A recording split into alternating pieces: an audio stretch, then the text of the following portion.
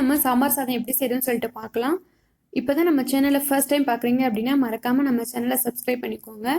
இப்போ நம்ம சாம்பார் சாதத்துக்கு தேவையான அளவு அரிசி பருப்பு எடுத்து ஊற வச்சுக்கலாம். 2 கப் அளவுக்கு அரிசி, 1 கப் அளவுக்கு பருப்பு, துவரம்பருப்பு 3/4 கப், 1/4 கப் அளவுக்கு பாசிப்பருப்பு எடுத்து 3த்தையும் ஒன்று போல் சேர்த்து ஊற வச்சிடலாம். நெக்ஸ்ட் நம்ம மசால் ரெடி பண்ணுறதுக்கு வானம் நல்லா சூடு பண்ணி 1 டேபிள் ஸ்பூன் அளவுக்கு ஆயில் சேர்த்துக்கிறேன். உளுந்தம்பருப்பு சேர்த்துக்கோங்க. நெக்ஸ்ட் கடலைப்பருப்பு சேர்த்துக்கோங்க. மல்லி விதையை சேர்த்துக்கோங்க. நெக்ஸ்ட் சீரகம் சேர்த்துக்கோங்க. நெக்ஸ்ட் சோம்பு சேர்த்துக்கோங்க.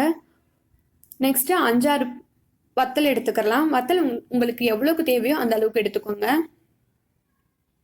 நெக்ஸ்ட் 2 டேபிள் ஸ்பூன் அளவுக்கு நல்லா தேங்காயை அழகா துருவி எடுத்துக்கலாம். நெக்ஸ்ட் இதெல்லாம் நல்லா பொன்னிறமாகிற வரைக்கும் நல்லா வணக்கி விட்டுட்டு இதை நல்லா ஆற வச்சு மசாலா ரெடி பண்ணி எடுத்துக்கலாம். நெக்ஸ்ட் நம்ம சாம்பார் சாதம் செய்யறதுக்கு போயிடலாம். ஃபர்ஸ்ட் நம்ம குக்கர் நல்லா சூடு பண்ணிட்டு, குக்கர்ல தான் செய்ய போறோம். ஸோ நம்ம குக்கரை சூடு பண்ணியாச்சு. குக்கரை சூடு பண்ணிட்டு 4 டேபிள் ஸ்பூன் அளவுக்கு ஆயில் சேர்த்துக்கிறேன். இது கூட நீங்க நெய் வேணா சேர்த்துக்கோங்க. நெக்ஸ்ட் கடுகு உளுந்தம் பருப்பு சேர்த்துக்கலாம். நெக்ஸ்ட் சீரகம் சேர்த்துக்கலாம். நெக்ஸ்ட் 2 பச்சை மிளகாய் எடுத்துக்கிறேன். ஏன்னா ஆல்ரெடி நம்ம வத்தல் எடுத்தாச்சு. ஸோ 2 தான் பச்சை மிளகாய் எடுத்துக்கிறேன். நெக்ஸ்ட் ஆனியன் சின்ன ஆனியன் ஒரு 10 பல் போல எடுத்துட்டு, பூண்டு ஒரு 5-6 பல் போல எடுத்திருக்கேன். நெக்ஸ்ட் தக்காளி 2 மீடியம் சைஸ் தக்காளி எடுத்து வெங்காயம் நல்லா பொன்னிறமானதுக்கு அப்புறம் கட் பண்ணி போட்டாச்சு.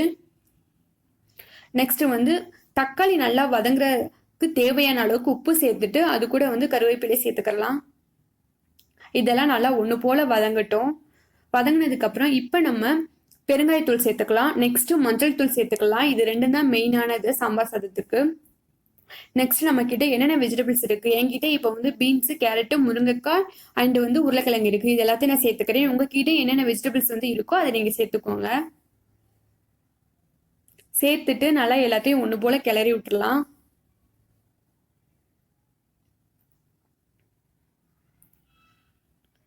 எல்லாத்தையும் ஒன்று போல கிளறி விட்டதுக்கு அப்புறம் இந்த ஸ்டேஜ்ல நம்ம என்னன்னா அரைச்சு வச்சிருக்கோம் இல்லையா மசாலா, அதை இது கூட சேர்த்துக்கலாம். சேர்த்ததுக்கு அப்புறம் தண்ணி தேவையான அளவுக்கு எடுத்துக்கலாம். தண்ணி எந்த அளவுக்குன்னு சொல்லிட்டு பார்த்தீங்கன்னா, இப்போ நம்ம 3 கப் அளவுக்கு அரிசி பருப்பு எடுத்திருக்கோம். ஸோ டபுள் மடங்குனா 6 கப் வரும். அது கூட சேர்த்து 2 கப் எக்ஸ்ட்ரா சேர்த்து 8 கப் அளவுக்கு சேர்த்துக்கோங்க. நெக்ஸ்ட் உப்பு போட்டுட்டு உப்பு போதுமான அளவு இருக்கான்னு செக் பண்ணி பார்த்துக்கலாம். இந்த மாதிரி கொதி வந்ததுக்கு அப்புறம் அரிசி பருப்பு ஊற வச்சு வச்சிருக்கோம் இல்லையா, அதை அப்படியே இது கூட சேர்த்துக்கலாம். சேர்த்துட்டு நல்லா எல்லா பக்கமும் ஒன்று போல கிளறி விட்டுடலாம். நெக்ஸ்ட் இந்த ஸ்டேஜ்ல நான் இந்த அளவுக்கு முந்திரி பருப்பு எடுத்துக்கிறேன். உங்களுக்கு தேவைன்னா இதை எடுத்துக்கோங்க. நெக்ஸ்ட் பெரிய நெல்லிக்காய் அளவுக்கு புளி எடுத்து அதை நல்லா கரைச்சி ஃபில்டர் பண்ணி சேர்த்துக்கிட்டேன். இந்த ஸ்டேஜில் நல்லா கிளறிட்டு நம்ம மூடி போட்டுடலாம். மூடி நல்லா போட்டுட்டு விசில் எந்த அளவுக்கு வைக்கணும் அப்படின்னா 3 விசில் வைங்க. ஃபுல் ஃப்ளேமில் ஒரு 2 விசிலும், ஸ்லோ ஃப்ளேமில் 1 விசிலும் வைங்க. இப்போ குக்கரில் தம் எல்லாம் அடங்கினதுக்கு அப்புறம் குக்கரை ஓப்பன் பண்ணி பார்க்கலாம். ஓப்பன் பண்ணி பார்த்தா நமக்கு இந்த மாதிரி தான் இருக்குது. இதை நல்லா ஒரு கிளறி விட்டுட்டு இது கூட தேவையான அளவுக்கு நெய் சேர்த்துக்கலாம். ஃபைனலாக நம்ம நெய் சேர்க்கும் போது சாப்பிடும்போது நல்லா டேஸ்ட்டாகவும் நல்லா வாசனையாகவும் இருக்கும்.